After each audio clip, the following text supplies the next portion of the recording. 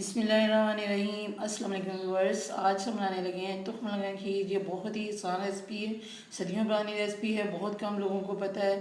तो मैंने सोचा क्यों ना इसको शेयर किया जाए। ये मैंने दूध लिया है 1 किलो, ये बॉयल हो रहा है। इसको बॉयल होते हुए तकरीबन 15 मिनट गुजर चुके हैं और ये आधा किलो रह चुका है। इसमें मैंने अब मलाई डाली है, मलाई हमने 1 प्याली डाली है। इसको हम पकाएंगे।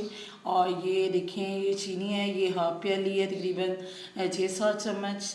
और अब हम इसमें डालेंगे किशमिश, क्योंकि इसमें किशमिश ही डाली जाती है, बाकी ड्राई फ्रूट नहीं डाले जाते। आपकी मर्ज़ी है, अगर आप ऐड करना चाहें तो इसमें डाल सकते हैं, लेकिन जो इसमें असल रेसिपी है इसमें सिर्फ किशमिश डाली जाती है।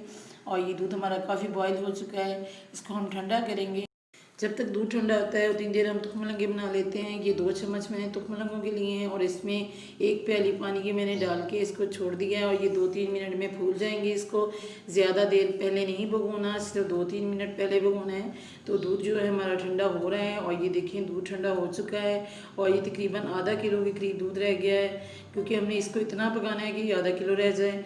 और इसको हम बर्तन में डाल लिया है और अब हम इसमें तुखमलंगे डाल के इसको अच्छी तरह मिक्स कर देंगे। दूध जो है नीम गर्म है हमारा, थोड़ा सा गर्म है, ज़्यादा गर्म नहीं है।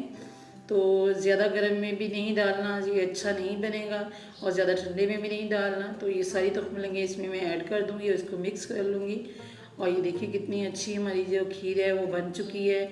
और इसको नरम रखना है, ज़्यादा सख्त बिल्कुल नहीं करना, अगर ज़्यादा सख्त होगी तो ये अच्छी नहीं लगेगी। और फ्रीज़र में नहीं रखना है, इसको फ्रिज में रखना है, क्योंकि इसको ज़्यादा कूलिंग जो है नहीं चाहिए। पुराने ज़माने में लोग जो है रात को बना के रख देते थे और सुबह उठ के खाते थे।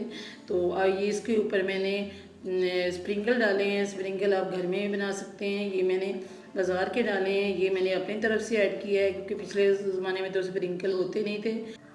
स्प्रिंकल के साथ मैंने इसको डेकोरेट किया है। आप इसके अलावा और भी कुछ ऐड कर सकते हैं। अगर ये आपको मेरी रेसिपी अच्छी लगी तो ज़रूर लोगों के साथ शेयर करें, क्योंकि ये ओल्ड रेसिपी